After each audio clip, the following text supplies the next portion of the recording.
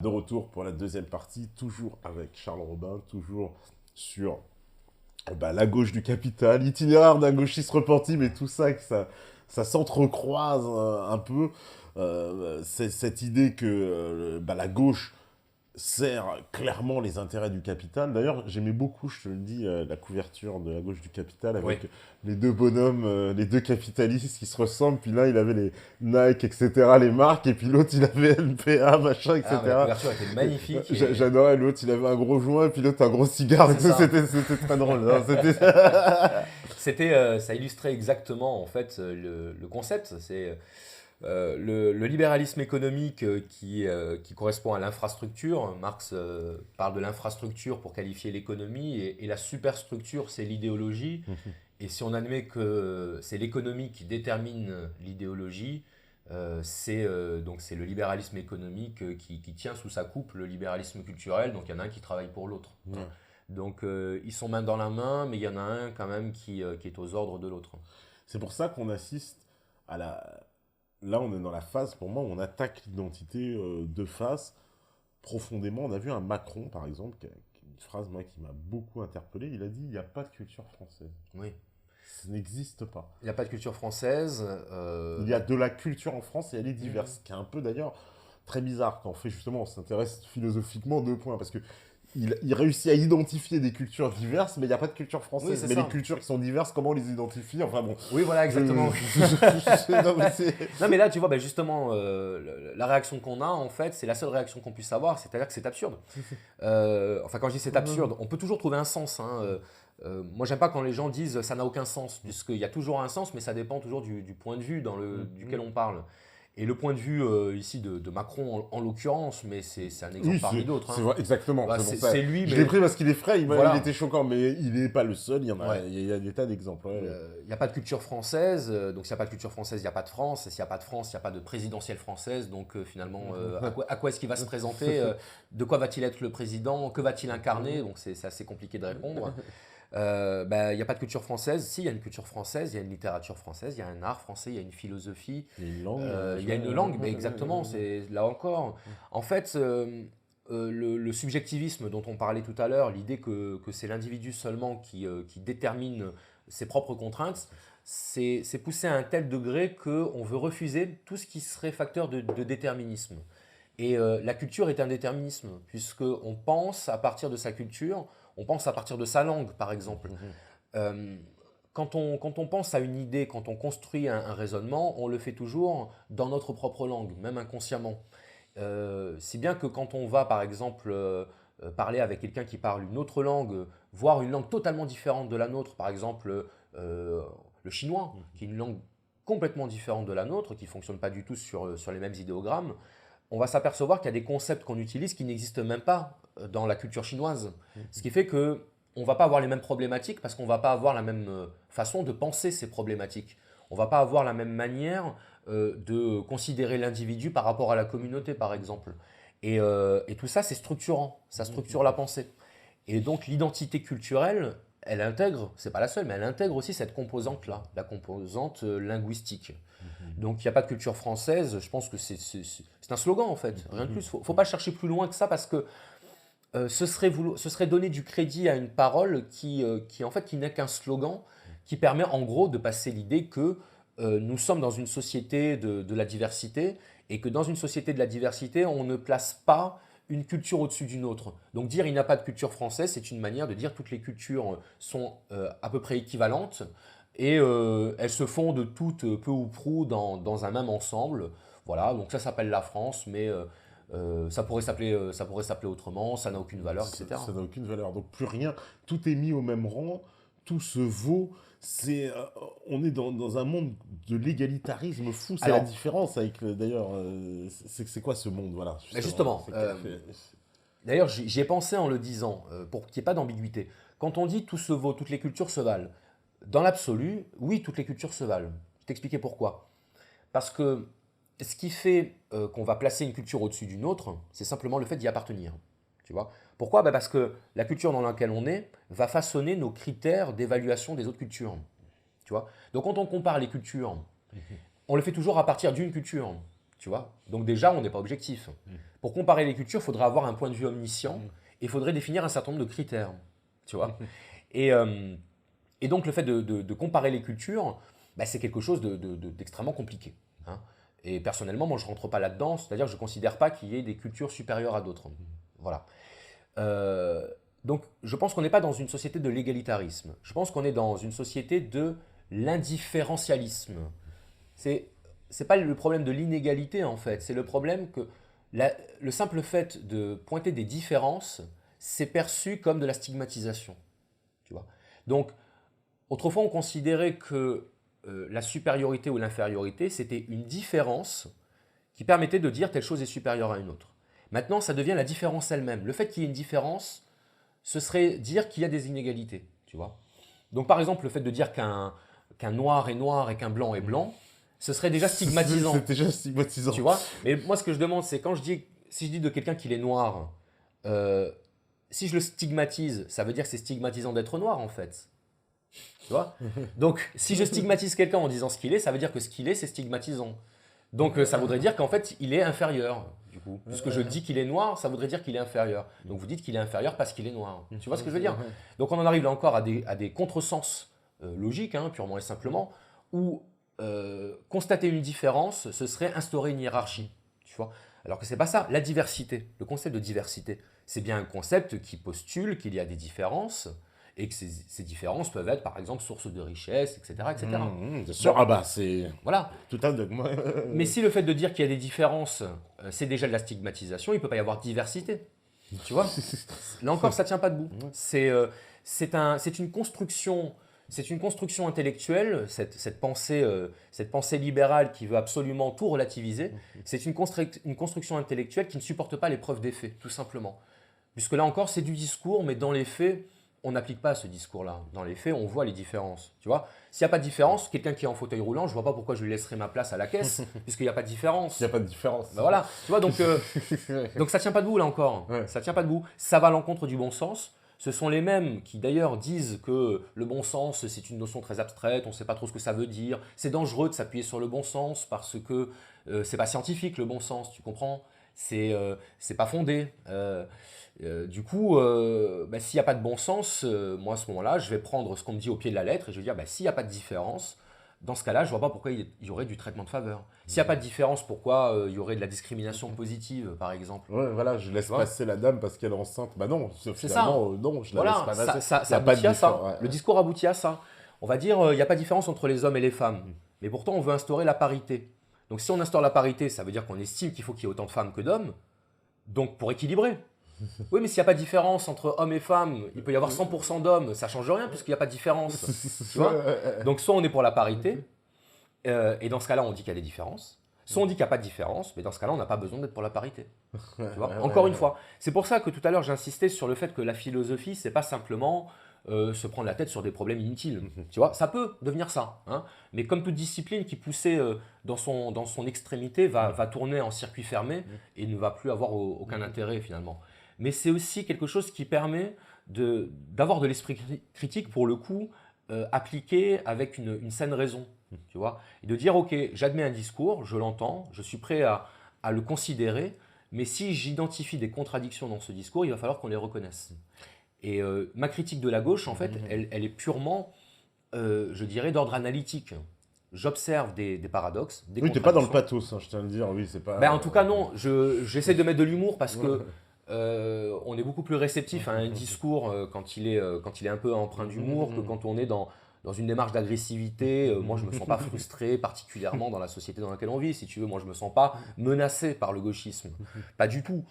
Mais par contre, j'en fais une critique que je veux impitoyable. C'est-à-dire que je ne vais pas me préoccuper de savoir si je fais de la peine aux gens.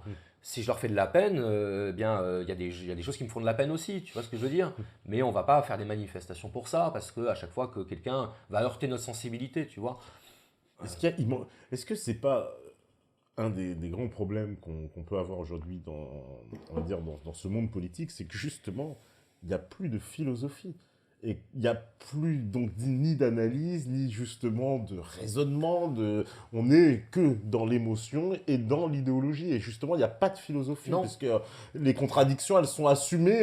Comme je dis, voilà, Macron, dans la même phrase, il dit la même chose et son contraire. Il y a la même contradiction dans la même phrase. Il n'y a plus de philosophie parce qu'en fait, la philosophie a connu aussi son histoire et son évolution. Donc elle a évolué. Alors, je vais vraiment faire des raccourcis idéologiques, mais là, pour le coup, je suis obligé vraiment parce qu'on n'a pas le temps. Mais en gros, l'Antiquité et le Moyen-Âge, c'est la philosophie doit servir à rejoindre Dieu, ok, avec toutes les subtilités qu'il peut y avoir dans ce concept Dieu. Hein. C'est-à-dire que là encore, c'est un peu l'objet de ma critique que je faisais à Latron Chambier. J'ai fait une petite vidéo de critique cordiale et bienveillante. Hein. C'était pas du tout agressif de ma part. C'est très très bien. Enfin, j'ai pas voulu que ce soit ressenti comme étant agressif. Mais pour dire que quand on parle de Dieu, à un moment donné, il faut étudier un peu le concept pour pouvoir en parler. Et moi, je veux bien qu'on compare la croyance en Dieu et la croyance dans les licornes. Mais ce que je veux dire par là, c'est que c'est un petit peu rapide, c'est un petit peu court. Bon. Donc jusqu'au Moyen-Âge, c'est comme ça qu'on concevait la philosophie, même si ce qu'on appelle philosophie et théologie a évolué depuis. À partir de l'ère moderne, et notamment donc celui qui représente l'ère moderne, c'est Descartes, on a commencé à introduire la notion de raison et d'individu dans la pensée philosophique. La philosophie devenait l'exercice de la raison, et l'exercice quasiment de la raison pure. De quoi la raison est-elle capable? Que peut-on connaître? À quelles conditions? Qu'est-ce qui fait que notre connaissance est une connaissance, par exemple? Voilà. Donc c'est le rejet des croyances, des préjugés. On remet en cause les fondements de nos modes de pensée. Et puis on essaie de reconstruire une pensée neuve, une pensée critique basée sur la raison. Et puis ensuite est arrivée la philosophie des Lumières, qui était la philosophie de l'émancipation et de la liberté. Et c'est à partir de là qu'on a commencé à introduire le concept de liberté en philosophie, qui s'est traduit dans la politique. Et en fait, la philosophie, depuis, n'a eu de cesse, en fait, de suivre la pente de la subjectivité. C'est-à-dire qu'aujourd'hui, une pensée antique qui va parler du rôle du citoyen dans la cité, on va trouver que c'est totalitaire, puisque l'homme doit pouvoir se définir par autre chose que par la communauté. Tu vois ?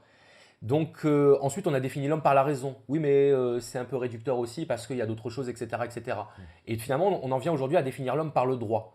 Et la philosophie a suivi cette évolution où tout ce qui avait un tant soit peu de solidité sur le plan philosophique s'est trouvé disqualifié comme étant le produit d'une pensée archaïque.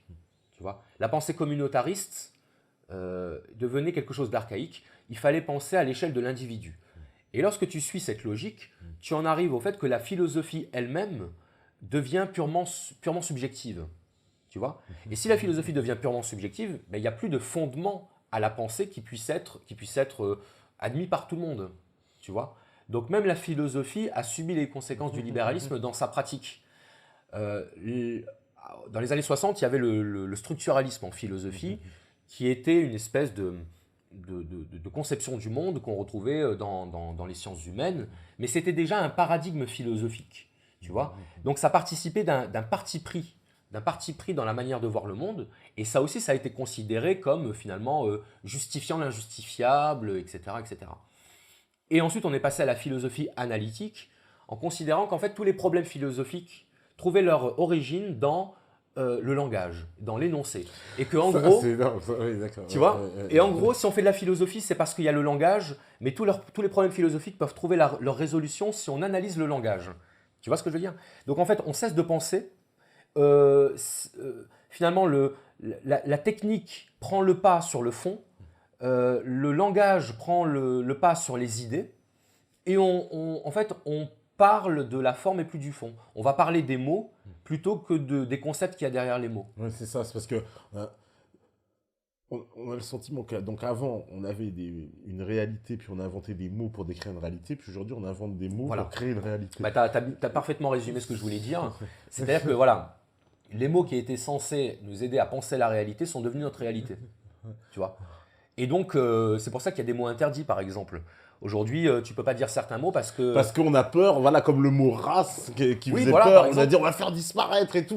Voilà, Oui, voilà, c'est ça. on veut plus le, on veut On plus fait le, disparaître le parce mot qu'en pour faire disparaître le en pensant problème. qu'en fait, voilà, en faisant disparaître le mot, on fera disparaître le Voilà, concept, tout, c'est ça, tout ce qui m'avait. c'est ça. C'est fantastique. Ouais, voilà, et là encore, on enlève le mot race. Donc, pourquoi? Parce que les races n'existent pas. D'accord, mais si les races n'existent pas, le racisme n'existe pas, puisque le racisme, c'est basé sur le concept de race.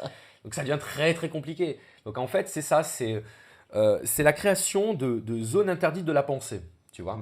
Et grâce à la philosophie analytique, ou plutôt à une certaine récupération de la philosophie analytique, on a réussi à nous faire croire qu'en fait, tous les problèmes philosophiques étaient des problèmes inhérents au langage et qu'on pouvait s'en débarrasser par une saine approche du langage. Donc en fait, il y a plus de concept philosophique aujourd'hui, il n'y a pas un courant philosophique prédominant aujourd'hui, par exemple, tu vois. C'est-à-dire qu'aujourd'hui, on est quand même à une période, alors certains me diront sans doute, oui, mais c'est parce qu'on n'a pas le recul. C'est pas faux. J'admets l'argument. Mais ce que je veux dire, c'est que dans l'histoire, on a quand même des mouvements culturels, qu'ils soient philosophiques, artistiques ou littéraires, qui sont assez marqués. Je veux dire, on est passé à chaque fois d'un mouvement à un autre et on savait à quel mouvement on appartenait. Et aujourd'hui, le seul nom qu'on donne pour qualifier notre époque, c'est la postmodernité. Donc en fait, on est obligé de définir notre époque par ce qu'elle n'est pas. Elle est postmoderne, elle est après la modernité, mais elle n'a pas d'identité en tant que telle. Voilà. On retrouve beaucoup ça d'ailleurs dans le nouveau roman en littérature, je ne sais pas si tu connais un petit peu. Dans le nouveau roman, on commence à considérer que la littérature n'est plus là pour raconter une histoire, l'histoire devient l'écriture elle-même. Donc en fait, la formule, c'est un chiasme un petit peu, voilà, qui consiste à dire c'est plus l'écriture d'une aventure, c'est l'aventure de l'écriture. Tu vois? Donc en fait, le romancier se met en scène comme auteur du livre qu'il est en train d'écrire. Et ça devient ça son histoire en fait. Donc c'est un romancier qui dit, bon ben là je suis en train d'écrire un bouquin. Et il écrit. Je caricature, c'est pas ça, hein, qu'on soit bien d'accord. Mais le principe c'est ça. Le principe c'est ça. C'est la remise en cause de toutes les structures, de toutes les conventions, à un point tel qu'en fait, la critique de la convention devient la nouvelle modalité d'expression. Mais il n'y a rien derrière, tu vois.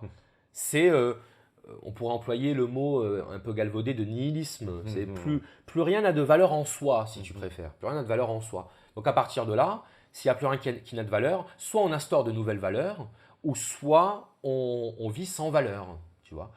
En art, ça peut donner lieu à des choses très intéressantes, mais ça peut aussi donner lieu à des choses assez déconcertantes. Alors là, je vais te donner un exemple que j'ai découvert il y a quelques mois. Alors les métanautes retrouveront la référence, ils nous diront. Donc c'est un homme qui a fait une performance artistique. En fait, il a fait un concert au piano. Et en fait, pendant 30 minutes, il est derrière son piano, mais il ne joue pas. Et en fait, on a droit donc à 30 minutes de silence. Voilà. Alors là, bon, moi je paye ma place pour voir ça, j'ai envie d'être remboursé, tu vois. Je me dis, je suis venu voir un musicien et pas quelqu'un qui allait rester derrière un piano. Mais en fait, tu comprends, cette performance, c'était nous faire comprendre que le silence n'existe pas. Puisque quand il y a du silence, il y a des micro-sons qu'on n'entend pas, auxquels l'oreille n'est pas sensible, et qu'on ne peut entendre, qu'on ne peut percevoir que quand il y a un silence total. Tu vois. Et donc ça, c'est une mise en scène, si tu veux, c'est un peu un contre-pied de la performance artistique où eh bien, l'artiste ne va rien produire, mais il va être le relais d'une réalité supérieure, etc. Bon. Là, on est dans l'art conceptuel. C'est-à-dire qu'on ne va plus chercher à toucher la personne, à faire naître le sentiment du beau, à exprimer l'absolu, à cristalliser l'absolu dans une forme sensible. Tu vois, c'était ça la définition de l'art jusqu'au 19e siècle, tu vois. On est dans l'art comme interrogation conceptuelle du monde, tu vois. Donc on ne propose rien, en fait, on est dans la mise en scène du vide, tu vois. Et la mise en scène du vide, je trouve que ça correspond assez bien à l'époque. Ouais, oui, ça correspond parfaitement à l'époque. Toi, est-ce qu'il y a des gens comme... alors, tu en parles en plus des Sartre, des Bourdieu, des Foucault, ces gens-là, ils ont influé vers ça. Ils ont, par exemple, Sartre avec son existentialisme, sa façon de se... En plus, bon, je suis comme beaucoup, moi j'ai étudié Sartre aussi, évidemment. Hein, l'enfer, c'est les autres. Est-ce que ces gens-là, ils ont poussé à ça, ils nous ont poussé un peu vers justement cet individualisme fou, quoi. Alors oui et non, parce qu'en fait, bon, des fois je cite ces auteurs et puis j'essaye de montrer en quoi leur idéologie, pas inconsciente je dirais, mais peut-être sous-jacente, a pu à un moment donné participer à cette logique libérale de l'atomisation totale et du relativisme absolu.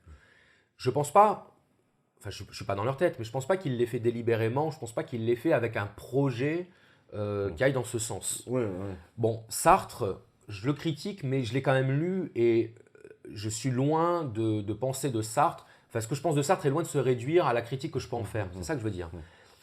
Ce que dit Sartre sur la liberté, je trouve ça très très intéressant. Sur le plan philosophique, c'est très stimulant. Mais force est d'admettre que c'est une manière de voir très facile à récupérer au niveau de l'idéologie. Tu vois ? Alors l'existentialisme en 2 mots, c'est l'idée que l'être humain, lorsqu'il naît, il n'est pas défini, il n'a pas d'identité. Et son identité, c'est l'identité qui va se construire. Donc c'est la philosophie du choix individuel. Et du coup, c'est l'idée du refus de tout déterminisme. L'individu doit pouvoir s'autodéterminer. Il peut se construire une identité. Alors après, il va se la construire par rapport à son niveau de conscience, en quelque sorte. Mais disons qu'à la base, l'individu n'est rien. Et il le dit explicitement. Nous pensons que l'homme, au départ, n'est rien. Et il devient ce qu'il se voudra. C'est un peu une espèce le principe de la page blanche. Quoi. Oui, c'est ça, c'est le principe de la page blanche. Donc l'homme devient ce qu'il veut. L'homme est un projet. Il est essentiellement projet. Projet, c'est le jet en avant, la projection de soi. Donc en fait, tu es ce que tu veux être. Et ça, philosophiquement, c'est très très intéressant. Je veux dire, il y aurait beaucoup de choses à dire là-dessus. On n'a pas le temps là, mais on pourrait en parler, tu vois. Ça se tient, c'est ça que je veux dire. Mais déjà, il y a une faille, hein, si je peux me permettre. Hein, j'ai pas le niveau de Sartre, mais je ferai quand même une remarque, c'est que dire que l'individu n'est rien quand il naît, c'est oublier qu'avant d'exister physiquement comme bébé, comme nouveau-né, il existait déjà dans le ventre de sa mère, donc il existait dans la conscience d'autres personnes. Donc en fait, on préexiste toujours à notre existence individuelle, tu vois. Et ça, c'est quelque chose de déterminant, c'est quelque chose de structurant aussi pour l'individu. Tu vois, un enfant qui a été désiré ou qui n'a pas été désiré, par exemple, ben fatalement, ça va engendrer une petite différence, tu vois, même inconsciente, même involontaire, hein, qu'on soit bien d'accord. Mais disons que le rapport du parent à son enfant, le rapport de l'entourage des parents par rapport à l'enfant, tout ça va exister en amont de la naissance et va faire que l'individu ne va pas partir de rien, tu vois. Je veux dire, s'il y a eu le mouvement réaliste et naturaliste au 19e siècle, c'est bien parce qu'on considère qu'il y a quand même des influences de l'environnement, de la famille, de la culture, et qu'on n'est pas une toile vierge qui se peint elle-même. Tu vois ce que je veux dire ? Bon, donc Sartre a dit des choses extrêmement intéressantes, mais le fait est que sa vision de l'existentialisme, donc pourquoi existentialisme ? Parce que l'homme existe et il se définit d'abord, enfin il existe d'abord et il se définit ensuite. Voilà. Il oppose l'existence à l'essence, à l'apostrophe. L'essence, c'est ce qu'on est, mais pour Sartre, en fait, on n'est rien. On est ce qu'on décide d'être. Et ce sont nos actions qui font qu'on est ce qu'on est, en quelque sorte. Voilà. Donc ça, oui, ça a pu contribuer à développer l'idée que l'individu était parfaitement libre et que toute contrainte était mauvaise par nature, était mauvaise en soi. D'ailleurs, dans une de mes conférences qui est dans le livre, je cite un petit passage d'un roman de Sartre dans lequel le personnage dit je n'ai pas de chef, je n'ai pas de femme, je n'ai pas d'enfant, j'ai de l'argent comme un rentier, j'existe, c'est tout. C'est-à-dire que l'existentialiste, il n'a rien, mais il a quand même de l'argent, tu vois. Donc il n'y a rien qui le détermine, mais il faut quand même qu'il ait de l'argent, quoi. Tu vois, c'est parce que l'argent rend libre. C'est-à-dire qu'en fait, la liberté, le système libéral, il a eu cette magie de dire, en fait, malgré qu'on est sous la plus grande servitude quelque part dans le système, mais l'argent, on te fait croire qu'avec l'argent, en fait, tu vas te libérer. En fait, consommer rend libre. Oui. Donc plus je consomme, plus je suis libre. Quoi. Oui, c'est ça. Ouais. C'est-à-dire qu'on a oublié que l'argent était un moyen et pas une fin. Ouais. On considère qu'avoir de l'argent, c'est augmenter sa liberté.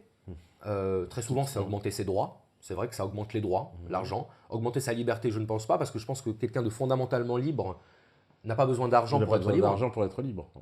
Voilà, c'est ça. là encore, on en revient à ce qu'on appellerait la liberté.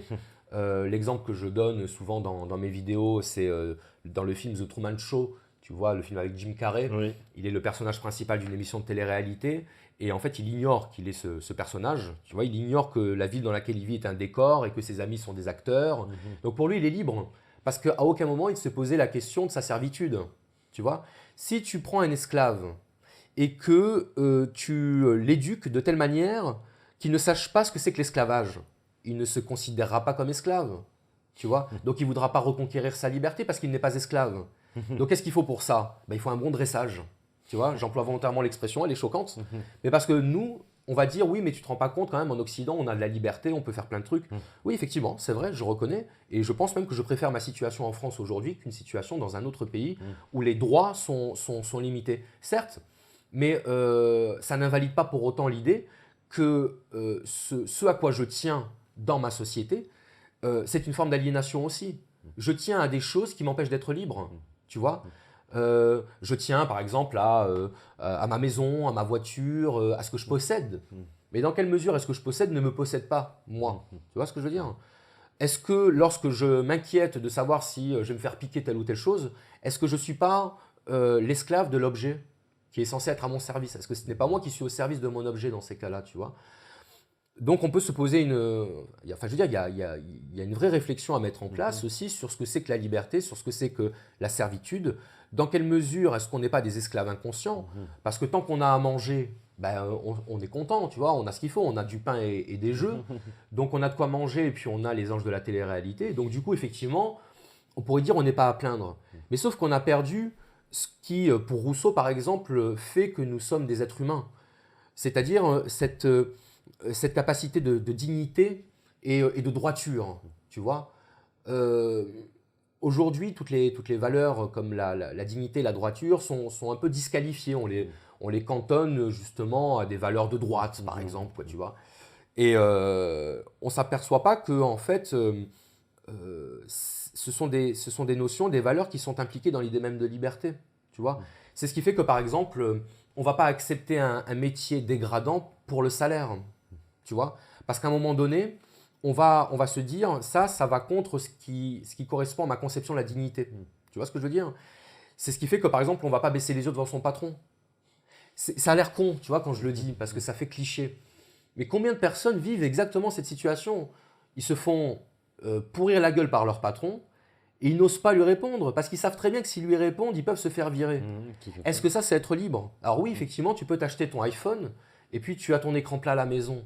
Mais est-ce que tu es libre au quotidien? Est-ce que tu es libre? Est-ce que tu as la tête haute quand tu sors de chez toi? Est-ce que tu dors paisiblement, par exemple, tu vois? Moi, je dors très paisiblement parce que je n'ai pas de problème de conscience, je n'ai pas le sentiment de faire le contraire de ce que je dois faire. Tu vois ce que je veux dire? Le simple fait, par exemple, que j'ai sorti mes bouquins alors que j'avais un poste de vacataire à l'université, je veux dire, j'aurais pu profiter de ma situation et puis mettre de côté un petit peu tout ça, les idées, la politique. Oui, c'est ça. En plus, si tu t'as mis de côté, comme ça, tu te faisais ta petite place, Voilà. à l'uni à la fac. Et puis... C'est ça. Et quelque part, même j'ai des amis qui m'ont dit à l'époque, mais t'aurais dû y réfléchir, t'aurais peut-être dû faire attention, etc., etc.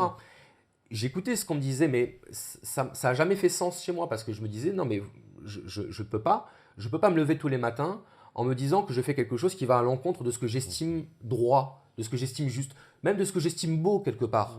Puisque, en dernière instance, selon moi, la philosophie, la pensée, la politique, tout ça, c'est une question esthétique. C'est un peu le panache chez Cyrano de Bergerac, tu vois. Ce qui compte, c'est la beauté du geste. C'est pas tellement le succès, c'est pas ça qui compte. Ce qui compte, c'est de pouvoir être fier de ce qu'on a accompli parce qu'il y a la beauté du geste. Moi, quand je me suis fait interpeller pendant ma conférence parce que j'étais l'affreux soralien qui était validé par l'université, j'étais presque content que ça m'arrive parce que pour moi, c'était un truc un peu rock'n'roll qui se passait, tu vois, qui confirmait que, effectivement, j'avais fait le choix de cette indépendance. Et j'en payais les conséquences. Mais je trouvais ça normal de payer les conséquences de mon choix, quelque part, tu vois. Le contraire m'aurait dérangé d'une certaine manière, tu vois. J'aurais dit, j'ai peut-être fait quelque chose de mal, là, tu vois, pour le coup. Mais être rejeté par les personnes que tu combats ou que tu critiques, parce que moi, dans l'absolu, je ne combats pas les gens, tu vois. je fais ce que j'ai à faire, c'est tout. Et bah, je trouve que c'est plutôt une petite médaille, ouais. Oui, parce que tu racontes cet épisode-là, tu te fais un peu interpeller. Moi, il y a un autre aussi. Alors, il y a un passage qui est absolument incroyable où tu racontes cette. Voilà. Alors, je vais lire, hein, comme ça fera un peu de lecture en plus D'accord. pour le public. Alors, Scott, de son prénom d'origine Jessica, voulait être un homme depuis son plus jeune âge, tout comme son compagnon Thomas, né Laura. Tous deux ont donc réalisé plusieurs opérations afin de changer de sexe. Scott a subi une mammectomie tandis qu'une hystérectomie a été pratiquée sur Thomas. Tous deux ont pris des hormones masculines. Les deux hommes sont mariés légalement car malgré leurs différentes opérations chirurgicales, Thomas a gardé son certificat de naissance féminin. Ils vivent avec 2 enfants que Thomas a eus d'une précédente union. Malgré sa mammectomie, Scott a conservé ses organes reproducteurs féminins. C'est pourquoi il a pu se faire inséminer artificiellement grâce au sperme de l'un de ses amis et ainsi tomber enceinte comme n'importe quelle femme. Cela ne pose aucun problème pour le couple qui déclare « Nous savons que des gens vont nous critiquer, mais nous sommes vraiment heureux et nous n'éprouvons pas de honte. » Alors, je vais quand même montrer la photo parce que, parce que quand j'ai lu ça tout à l'heure, mamie croyait que je rigolais. Je lui dis que c'était du troll et que je lui dis mais non. Non, vous pouvez aller regarder, voilà, vous pouvez aller vérifier. Donc non mais c'est. Mais moi, à la limite, tu sais ce qui me choque là-dedans? Ouais. Je vais te dire, franchement, ce qui me choque, c'est que ces deux pauvres personnes ont servi en réalité d'icône médiatique pour un phénomène qui, à mon avis, les a complètement dépassés. Parce que je pense que ces deux personnes, bon, je ne dis pas si c'est homme ou femme, parce que du coup, je ne veux surtout pas prendre de risques. Là, on comprend plus. Oui, mais ce que je veux dire, c'est que moi, ça me dérange pas, déjà, à titre personnel, ça me choque pas. Mais ce qui me choque, c'est qu'on va prendre ces personnes-là et qu'on va les brandir en symbole de la liberté moderne, tu vois. On va les exposer médiatiquement, alors que je pense que quand on fait un enfant, on n'a pas spécialement envie qu'il y ait des caméras qui viennent s'occuper de notre vie privée. Et surtout, c'est la démonstration qu'aujourd'hui, en fait, en termes de repères, ça devient très compliqué. En termes de repères identitaires.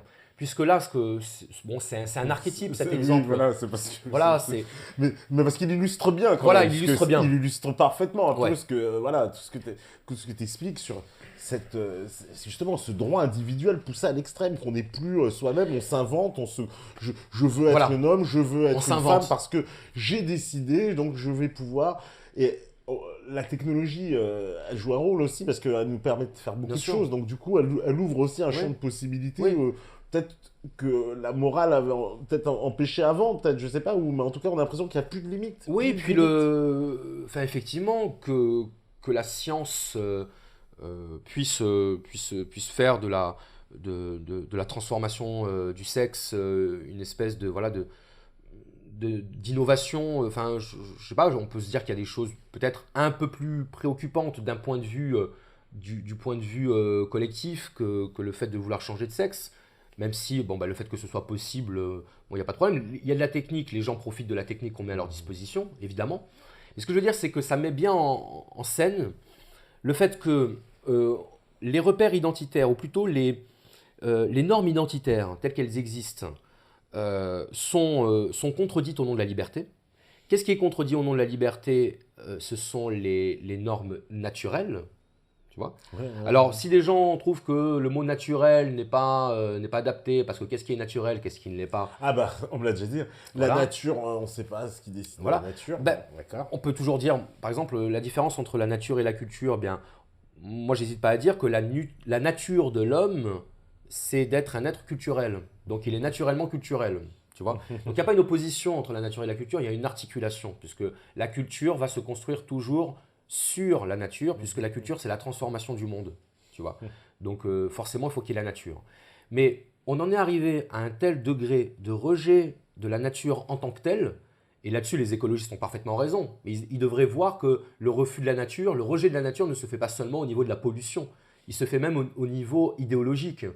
Que naître homme alors qu'on veut être femme, eh bien, on a l'impression que la nature est tyrannique, puisqu'elle nous empêche de choisir. Mais par contre, on va utiliser les avantages de la nature lorsqu'il y a un désir d'enfant. Donc, on a des femmes qui deviennent des hommes parce qu'elles veulent devenir des hommes, c'est la liberté. La liberté ici s'exerce contre la nature. Mais vu qu'il y a le désir d'avoir un enfant, seule la nature peut satisfaire ce désir. Donc là, on va revenir à cette nature, on va trouver que la nature c'est bien, parce qu'elle permet de satisfaire un désir. Donc la nature c'est bien quand ça permet de satisfaire nos désirs. D'accord. Voilà. C'est ça que ça illustre en quelque sorte. Tu vois, on choisit quand la nature ça nous arrange et quand ça nous arrange pas. En plus, c'est marrant, tu donnes l'exemple des vers, mais en plus, les vers qui sont complètement, justement, sur cette question de la nature, mais ils sont complètement, par contre, libérés sur le plan des valeurs et sur le plan économique, quoi. En plus, c'est... Donc, encore une contradiction dans un parti de gauche, quoi. Oui. Encore une contradiction. Bah parce que l'écologisme, j'aime pas trop ce mot qui donne un peu l'impression que c'est quelque chose de totalitaire. Pour moi, l'écologie, c'est pas un programme politique en soi, c'est une vision du monde et ça s'incorpore dans une vision du monde, l'écologie. J'ai pris conscience très tardivement de la question écologique parce que je le réduisais à un truc de hippie, si tu veux. Pour moi, c'était pas sérieux l'écologie. Et en fait, je me suis rendu compte après coup, grâce au mouvement de la décroissance, qu'en fait, c'était un aspect, c'était une facette de la problématique libérale, puisque le marché construit sur la destruction de la nature. Le marché, je ne sais pas si j'ai dit ce que je voulais dire, le marché avance sur la destruction de la nature. Et donc, être anticapitaliste, être antilibéral conséquent, bah, ça implique aussi de défendre la nature, puisque de toute façon, la nature se défend toujours. Ça, il ne faut pas qu'on l'oublie. On a beau se croire et se prendre pour les maîtres de la nature réagit. Moi, je trouve ça intéressant, des fois, plutôt que d'observer les gens, j'observe la nature et je vois comment elle se comporte. Et en hiver, les feuilles tombent. Tu vois, mais elles pleurent pas parce qu'elles tombent, parce qu'elles savent qu'elles vont repousser, quoi. Et ça, il n'y a personne qui pourra l'empêcher, tu vois. Aujourd'hui, on est un petit peu dans l'idée que, bon, ben, si quelque chose nous dérange, on l'arrête. On ne se pose pas la question de savoir si ça ne va pas ressurgir d'une autre façon, tu vois, d'une façon ou d'une autre. Donc, on devrait peut-être prendre un petit peu en compte ce que nous dit la nature et la prendre un peu plus, alors, je ne vais pas dire comme modèle, mais comme source d'inspiration, en tout cas. Source d'inspiration, parce que là, on est donc dans un cycle où... Voilà, cette nature, on veut la faire disparaître. La théorie du genre, c'est quand même un grand morceau de ça. C'est-à-dire qu'on influe ça. Parce que là où c'est quand même assez vicieux, c'est qu'on l'apprend à l'école. C'est auprès des jeunes. C'est-à-dire au moment où quand même, il y a une construction qui est en train de se faire. C'est-à-dire que pour moi, c'est comme si on mettait le trouble, on sème de la confusion, là où il n'y en avait pas jusqu'à présent. Parce que pour le moment, les choses étaient assez claires. Il y avait des filles, des garçons. Quand on disait, voilà, tu nais, t'es un garçon ou t'es une fille, mais tu le sais très vite, incroyablement, on l'a tous su très vite. mais je veux dire, ça se posait pas la question, alors que le fait, en fait, de poser la question, c'est de mettre un doute déjà. C'est-à-dire, si je suis un petit garçon qui me dit, mais est-ce que t'es vraiment un petit garçon? Bah, déjà, il y a un doute qui va dans mon esprit, parce qu'on me pose la question, c'est que ça veut dire qu'il y a quelque chose... L'enfant est philosophe aussi. Oui, finalement, complètement. Mais je vais se dire, mais attends, si on me pose la question, c'est que c'est pas sûr en fait. Alors peut-être bien que je suis un garçon, mais est-ce que je suis un garçon? Qu'est-ce qui fait de moi un garçon? Alors après, tu vas dire, bah oui, mais je sais pas, j'ai une mistouquette, je suis un garçon. Ah non, ça veut pas dire que t'es un garçon. Voilà, c'est ça. Alors c'est encore plus suspect. Ah donc, d'accord, donc c'est pas la mistouquette. Donc, enfin, j'imagine, l'enfant, il est complètement déstabilisé. Parce que si tu réduis l'identité sexuelle à un paramètre biologique qui est, on va dire, la forme du sexe, parce qu'on oublie presque que derrière la forme du sexe, il y a une fonction quand même, la reproduction, je veux dire. Enfin, on peut dire que si le but de l'espèce humaine, c'est de se perpétuer, c'est quand même assez bien fichu, l'histoire, tu vois, ça s'emboîte correctement, tu vois, je veux dire, ça fonctionne, on va dire, c'est viable. Alors on va dire, oui, mais ces normes-là sont des normes sociales. On va te dire que le sexe, c'est une identité... construite socialement. Construction sociale. D'accord. Mais si c'est une construction sociale, dans ce cas-là, ben, ça veut dire que des hommes entre eux peuvent se reproduire, des femmes entre elles peuvent se reproduire. Ça ne marche pas. Donc dans ce cas-là, on va dire, bon, alors ok, c'est pas une construction sociale, mais c'est quelque chose qui empêche l'être humain de s'émanciper, puisque c'est un cadre normatif. Donc c'est la nature qui devient totalitaire en fait. C'est presque un peu la nature totalitaire, parce que la nature ne peut pas changer par définition, par nature. Par nature, voilà, exactement. C'est ça. Donc si la nature est totalitaire, dans ce cas-là, eh bien, il faut renverser le totalitarisme naturel. Et donc ça passe par la technique, puisque la technique, c'est ce qui va permettre à l'homme de s'affranchir des déterminations de la nature. Et donc on en arrive, là encore, à des incohérences où au nom de la liberté, au nom du droit, par exemple, au nom du droit pour un couple de changer de sexe, etc., ou de recourir à procréation médicalement assistée, etc., etc., eh bien, on va manipuler la vie sur le plan technique. Tu vois, on va utiliser la technique, la technologie pour manipuler le vivant. Donc, en fait, on va remplacer la nature. Donc, on remplace le totalitarisme de la nature par finalement notre vision personnelle de ce que doit être la nature. Tu vois. Donc, bon, il y en a qui disent que c'est une manière pour l'homme de se prendre pour Dieu, d'une certaine manière. Mais c'est l'hubris de Platon, c'est l'illimitation comme norme de vie. On ne sait pas à quel moment on a le droit de manipuler la nature et à quel moment il faut s'arrêter. Alors là-dessus, moi j'ai peut-être une vision très à l'ancienne, tu vois, mais quand j'observe la nature, je me dis la nature met à notre disposition des ressources vitales. Alors certains diront la nature est bien faite, et il y en a qui diront non, c'est parce qu'on existe qu'on pense que la nature est bien faite, parce que ça s'emboîte parfaitement à ce qu'on est. Un petit débat là pour les trolls qui pourront s'amuser à discuter de ça.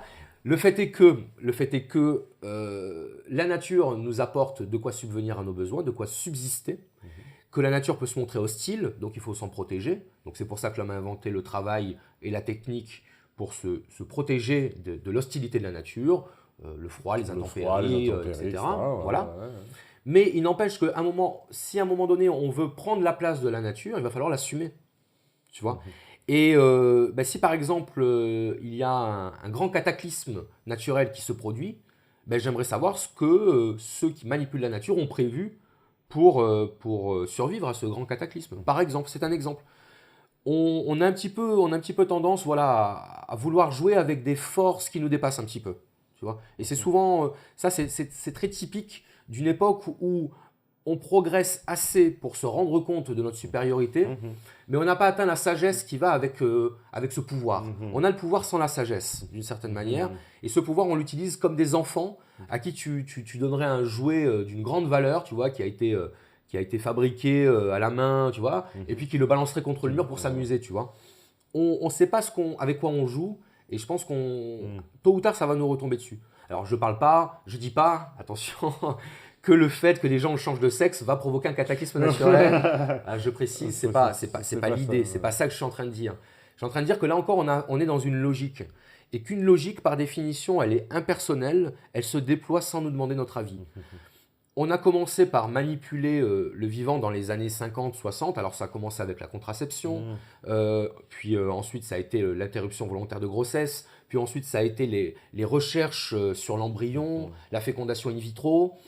On commence un petit peu à s'approcher de la source de la vie et à vouloir l'utiliser à notre profit. Tu vois. Et tout ça pour satisfaire les droits individuels. Tu vois. Donc, je repère quand même une certaine constance dans notre comportement. Avec tout le marché qui se profile avec. Un peu comme sur le transhumanisme. Bon, j'espère qu'on pourra la faire, cette émission sur le transhumanisme. Mais c'est un peu ça derrière. Oui, c'est ça. On va arriver donc à modification. On va aller toucher au logiciel même de l'être humain pour... c'est ça. C'est-à-dire, on pourrait admettre une science de la manipulation du vivant qui s'exercerait au profit de l'humanité de manière gratuite et désintéressée. Parce qu'aujourd'hui, on est en mesure, par exemple, de nourrir la planète. Tu vois, de nourrir la planète entière. Et ça, c'est une bonne chose. Et pourtant, dans les faits, il y a encore des gens qui meurent de faim. Tu vois. Alors en France, il n'y en a pas énormément, mais dans le monde, il y a beaucoup de gens qui meurent encore de faim. On n'a pas résolu ça. La question, c'est de savoir si on traite les problèmes dans l'ordre. Tu vois, l'homme a inventé la culture à partir du moment où il avait géré la problématique de la survie. Tu vois, l'homme a maîtrisé le feu. Grâce au feu, il pouvait survivre. Il pouvait lutter contre la nature à peu près à armes égales. Il pouvait lutter contre les autres animaux. Tu sais, c'est le mythe de Prométhée. Et puis Méthée a dispersé les spécificités entre les animaux, il a donné la vitesse à certains, la force à d'autres, et puis l'homme à la fin il lui restait plus rien, il était à poil et il avait rien.